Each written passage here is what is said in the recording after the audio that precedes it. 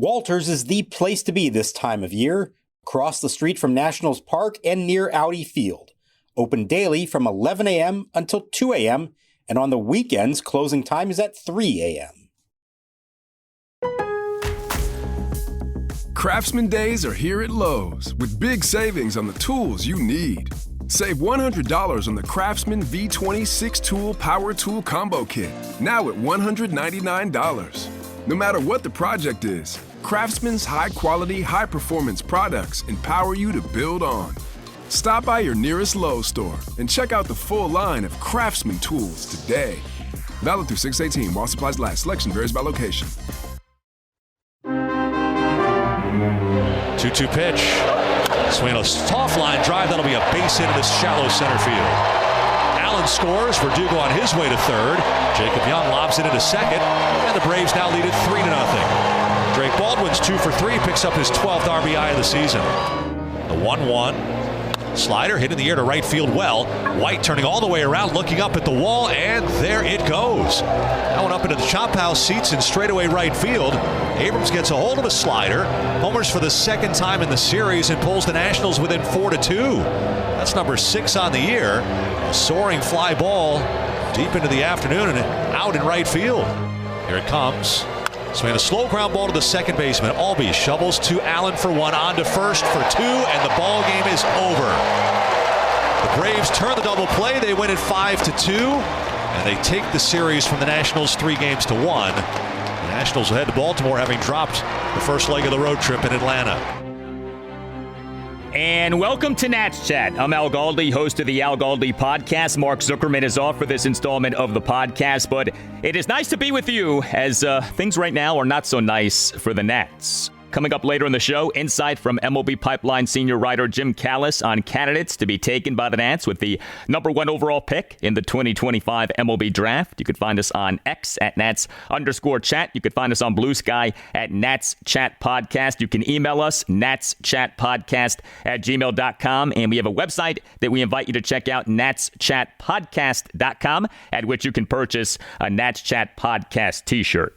My alma mater, the University of Maryland, it on Thursday morning named James E. Smith as the school's director of athletics. If you are a Maryland fan, you are perhaps aware of the drama that has been going on for the University of Maryland in terms of that position of director of athletics.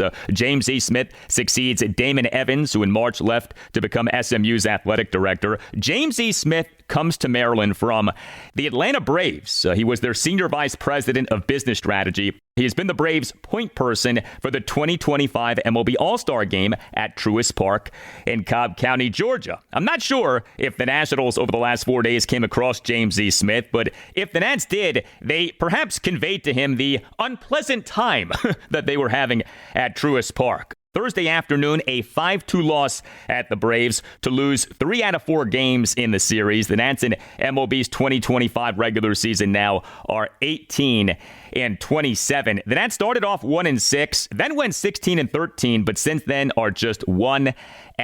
And the Nats, during this 1-8 stretch, have scored a total of just 22 runs. 9 games, 22 runs. Not good. The Nats on Thursday afternoon, just 2 runs, just 6 hits, though 3 of the 6 hits were extra base hits and a home run and 2 doubles to go with 3 singles. And the Nats did work 3 walks, but the Nats went 0 for 7 with runners in scoring position. The Nats hit into 3 double plays. The Nats again got worked by an opposing starting pitcher, Brave starting pitcher A.J. Smith-Shawver.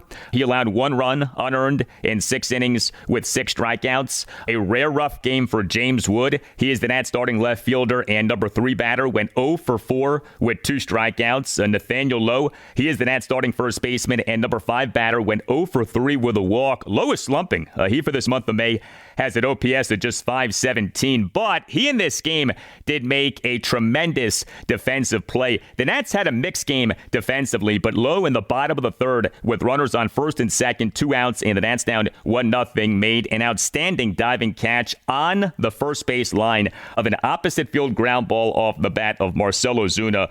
On 3-2, runners go to pitch. Ground ball. Fair diving stop low to his feet. He's going to have to flip to Williams. He does in time for the out to retire the side. Lowe then from his knees flipped the ball to starting pitcher Trevor Williams for the out at first base. The grounder had an exit velocity of 103 miles per hour per StatCast. What a play by Nathaniel Lowe. He saved 2 runs with what he did on that play. But also struggling at the plate on Thursday afternoon was Jacob Young. He is the Nats starting center fielder and number 9 batter. Went 0 for 3 as Dylan Cruz had the day off. We have not talked that much about Jacob Young, but he no longer is an everyday player for the Nats. So the rise of Alex Cole has meant less playing time for Jacob Young. And Young is having a really rough season in terms of batting. The storyline for Jacob Young coming into this season was, okay, last season, great defensively, great on the base paths. Can he get that batting to just where it is at least decent? The batting is not decent. The batting is really bad. Young for this regular season has an OPS of just 545, including a slugging percentage of just 248. I mean, he is hitting for basically no power. However, an offensive bright spot for the Nats continues to be CJ Abrams. He on Thursday afternoon as the Nats starting shortstop and number 1 batter went 2 for 4 with a solo homer and a single. And he had a stolen base. Abrams in a Nats 1-run 6 had a leadoff opposite field single to left field. He then had a 1-out steal of second base. He was initially ruled out, but Nats manager Davey Martinez successfully challenged the play to where the call on the field was overturned, improving the Nats, by the way, to 10-4 in replay challenges in this regular season. The Nats have been really good at replay challenges so far this regular season. And Abrams then scored on a 2-out fielding error by Braves third baseman Austin Riley, who whiffed on a grounder off the bat of Keibert Ruiz. And Abrams in a Nats 1-run 8th had a leadoff homer to right field to cut the Nats deficit to 4-2. CJ Abrams for this month of May has the following slash line. Batting average of 364, on base percentage of 453, slugging percentage of 545. And Abrams now for this regular season is number 1 among all qualified Nats players at OPS 927. He has overtaken James Wood for that top spot. Wood is number 2 at 887. What a season Abrams is having. It had been the case that Wood was the Nats' clear best hitter this season. Not no more. That title now belongs to Abrams. Here was Davey Martinez during his postgame session with reporters on Thursday afternoon on CJ Abrams. Yeah, he's swinging the bat well, but he's been swinging the bat well all year. He really has. I mean, today was a good day for him. He missed a couple balls early. He stayed on the ball, hit the ball left field, and then he got a breaking ball up in his zone that he was able to hit the right field for a homer. Well, I tell you, with all of the talk about the state of the Nats and where we are in this rebuild and how committed truly is the Lerner family to owning the team, I think about CJ Abrams, and I think about the season that he's having, and I hope like heck that the Nats are talking contract extension with this guy. Who knows if they are? Who knows if Nats president of baseball operations and general manager Mike Rizzo has the proper budget with which to sign Abrams to a contract extension that eats up his arbitration seasons and some free agency seasons. But the Nats right now absolutely should be talking contract extension with CJ Abrams. And perhaps the Nats are talking contract extension with Abrams. It's very possible that the Nats are. But if you have your doubts, I understand. Abrams is under team control through the 2028 season. He is not represented by the Boras Corporation. Outfielders James Wood and Dylan Cruz, starting pitcher Mackenzie Gore, they are represented by the Boras Corporation. Abrams is not, so there would seem to be a possibility, maybe even a really strong possibility of signing him to a contract extension, ? Okay, we don't know, but you got to try. Of course, though, the team has to come correct. You got to make the guy an appropriate offer. Are the Nats doing that? Is Mike Rizzo allowed to do that? We don't know, but it's something to be thinking about. Hey, it's Al Galdi for Window Nation. May is officially here, and so are the rising temperatures. Before you know it, you'll be wondering what else you can do to keep cool during the dog days of summer. Beat the heat and keep the AC in your home with Window Nation's energy-efficient vinyl windows. During Window Nation's semi-annual sale, buy 4 windows, get 4 windows free, and a free entry door when you purchase a house full of windows. Plus, no money down, no interest, and no monthly payments until 2020. 2027. That's a whole lot of savings and a super smart investment, especially when prices are rising. So how exactly does Window Nation keep prices affordable? Well, Window Nation works directly with the top window manufacturers in the country, which means all of Window Nation's windows are assembled right here in the USA. Plus, Window Nation windows come with a lifetime warranty, so you'll keep saving long into the future. Window Nation's semi-annual sale ends on May 31st. Buy 4 windows, get 4 windows free, and a free entry door when you purchase a house full of windows, plus pay nothing until 2027. Schedule your estimate right now at 866-90NATION or visit windownation.com. That's 866-90NATION or windownation.com, and tell Window Nation that Al Galdi from the Nats Chat podcast sent you.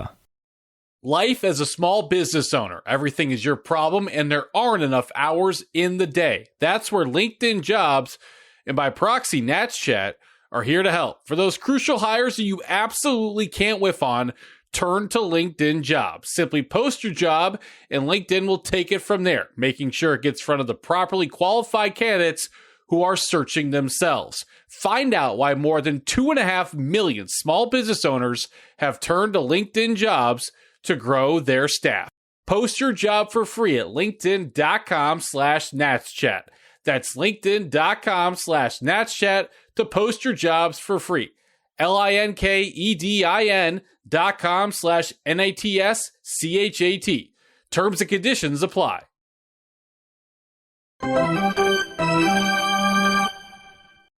Albies at third, Allen at first. Here's the pitch home. Swing a ground ball, base hit, past the drawn-in first baseman Lowe. Albies will score. Allen digging for third, calls throw, is going to run out of steam, and it's not in time. 2-0 Braves. Alex Verdugo's RBI single.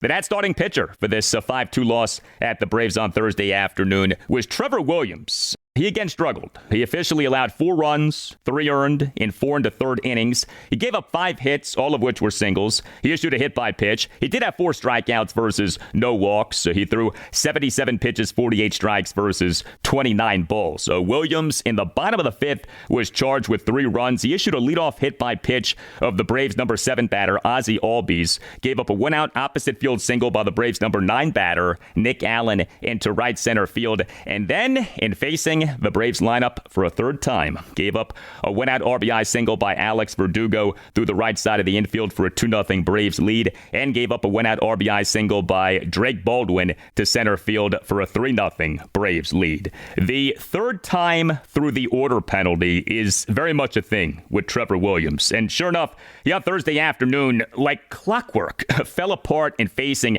the Braves lineup for a third time in the game. He should have been out of the game sooner.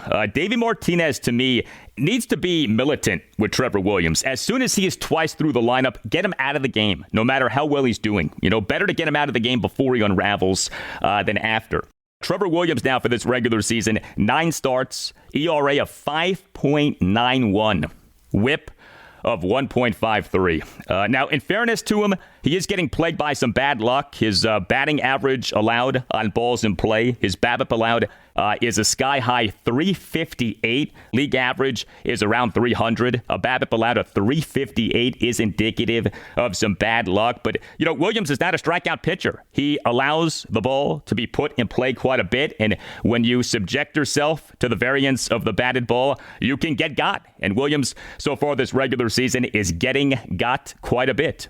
And you wonder how long is the leash for Williams in the rotation as the Nats are struggling. I mean, this would seem to be an obvious potential fix, taking Williams out of the rotation and putting Brad Lord back into the rotation, off him showing progress as a starting pitcher during his time in the rotation, while Michael Soroka was on the 15-day injured list. And Lord on Thursday afternoon looked good, as the Nats bullpen in this 5-2 loss at the Braves was good. 4 Nats relievers officially combined to allow 1 run in 3 2/3 innings. Brad Lord officially tossed 1 2/3 scoreless innings. Andrew Chafin, he in the bottom of the 7th, faced 3 batters but got just 1 out. But Zach Brixey, he in the bottom of the 7th, faced 2 batters and got 2 outs. And Jorge Lopez did struggle.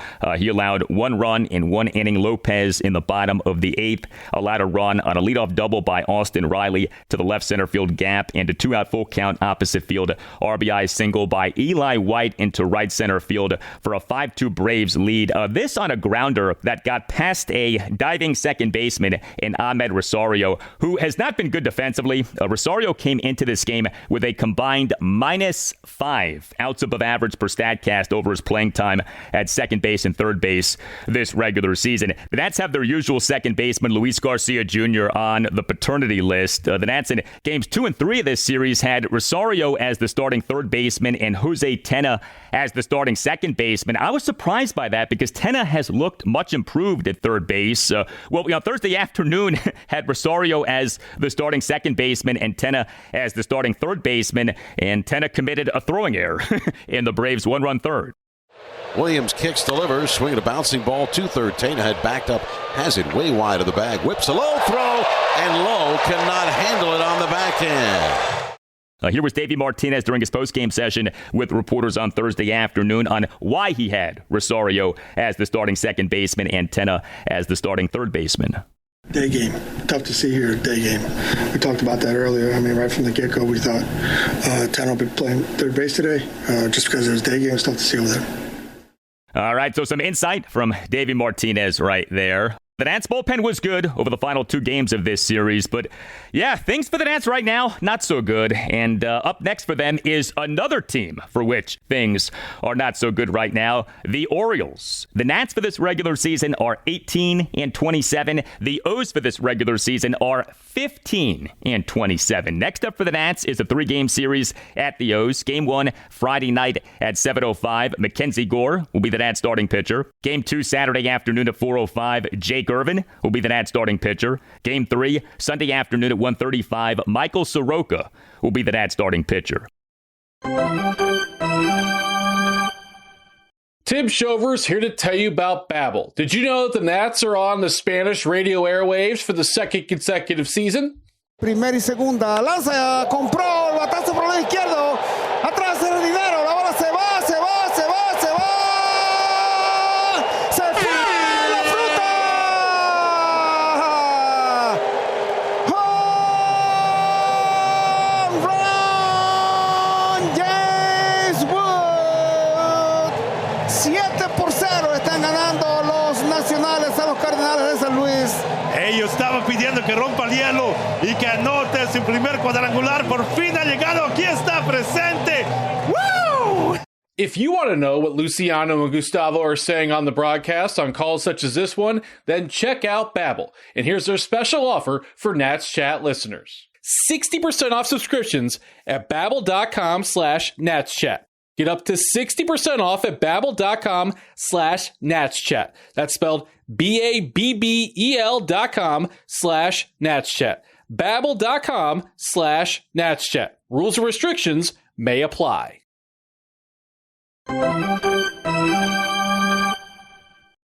Here's the set, the kick, and the pitch. Swinging a ground ball right side. That's going to be a base hit past the sprawling second baseman Rosario. Coming in to score is Riley. Lopez unable to slam the door, and it's 5-2 Atlanta. You can always email the show, natschatpodcast@gmail.com. The anger is rising. Of that, there is no doubt. Nats fans are fed up. Nats fans are tired of the rebuild. Nats fans want things to get better and get better now. And I 100% understand the sentiment. I'm going to read you an email right now, and we have gotten a lot of emails like this one here lately. This comes to us from Brian McLaughlin. Writes Brian, I've packed it in for the season. Earlier than even last year, watching this team's ineptitude is more than I can take. As a devoted daily listener of the podcast, I'll keep track of the team listening to Al and Mark. They are entertaining if the team is not. Wood, Abrams, and Lowe are the only regulars who can be future pieces. If I'm Mike Rizzo, let's see the kids. I'm likely getting fired at season's end anyway. Release Bell and Rosario. Option Young and Cole, if he has options, if not DFA. Promote House, Hassel, Dalen Lyle, and Lipscomb. Rotate Cruz, Wood, Hassel, and Lyle between outfield and DH. Get them ABs. Play house every day. Get Lipscomb ABs as a utility infielder. The catchers are fine to hold a place for Loma Vida. If Cavalli is ever healthy, promote him and use a 6-man rotation for the rest of the year. Gore, Irvin, Parker, Lord, Cavalli, and Soroka. Soroka costs too much to where the Nats won't release him. Williams to the bullpen. Let's see Revolta, Brixey, Rutledge, Henry, Ferrer as often as prudence allows. See what Finnegan brings at the deadline. This is the nuclear option, but let's find out. At least watching the kids will be interesting. And how much worse can the team be? Thank you for the email, Brian. I do wonder this. I do wonder if there might be a purge of some sort coming for the Nats roster. Perhaps not to the extent that was just outlined by Brian. But do you remember what happened in 2008?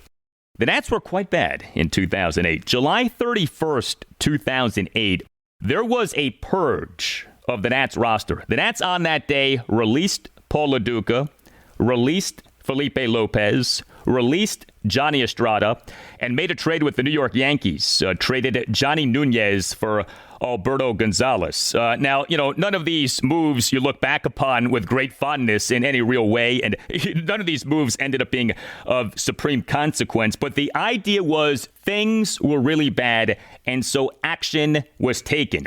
We have not seen much in the way of action taken so far this season. We recently have seen some moves with the bullpen, that's true, but it took a while for those moves to take place.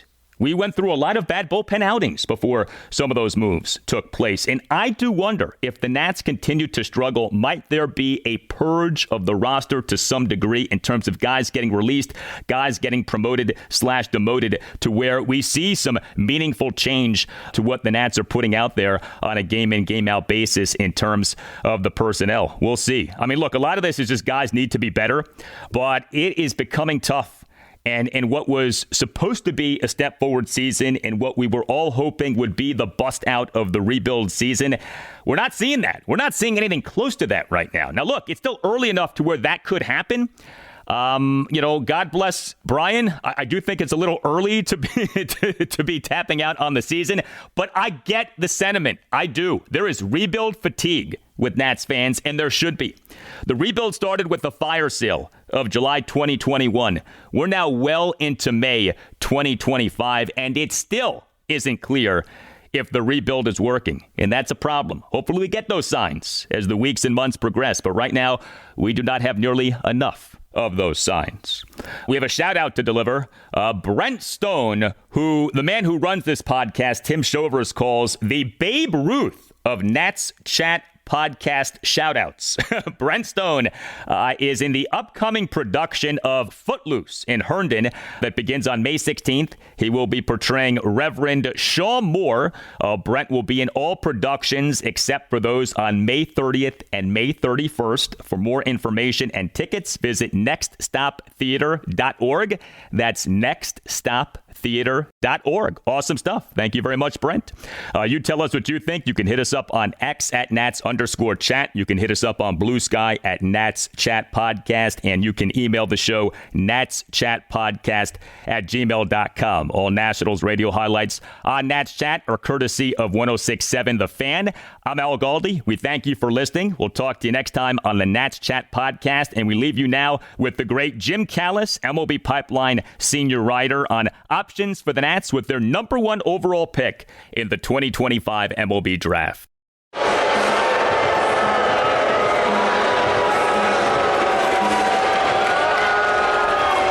With the number 2 pick in the 2023 MLB Draft, the Washington Nationals select Dylan Cruz, an outfielder from LSU. Nationals have the number 1 overall pick in 2025, and unlike the previous 2 times, there's not an obvious slam dunk top choice like a Steven Strasburger or Bryce Harper. That doesn't mean there aren't talented players available to Washington, however. Number 1 on our list, MLB Pipeline, is Ethan Holiday, Oklahoma high school shortstop. He's a brother of Jackson Holiday, a number 1 overall pick 3 years ago, the son of Matt Holliday, 7-time All-Star. And physically, he looks a lot more like his dad than Jackson. He's big, he's physical, got a bunch of left-handed power, might be the best lefty power in this draft. And he'd be a guy who could fit for the Nationals in the number 1. So too could Seth Hernandez from Corona High School out in California. He's a right-handed pitcher. He's got a fastball that reaches 100 miles an hour at times. He's got a very advanced changeup. He's got high spin breaking balls, curveball and slider. He's got a lot of polish to him. He's also got some power in his bat as well, although he's not going to be a two-way guy. And he's an interesting consideration at 1-1 because no high school right-hander has ever gone 1-1. I do think if the Nationals believe he is the best prospect, Mike Rizzo and company will take him. Kind of the third candidate right now for me would be Jamie Arnold. Florida State, he's a lefty, plus fastball, plus slider, throws a lot of strikes. Higher floor, lower ceiling than either Holliday or Hernandez. Those are your 3 prime candidates right now.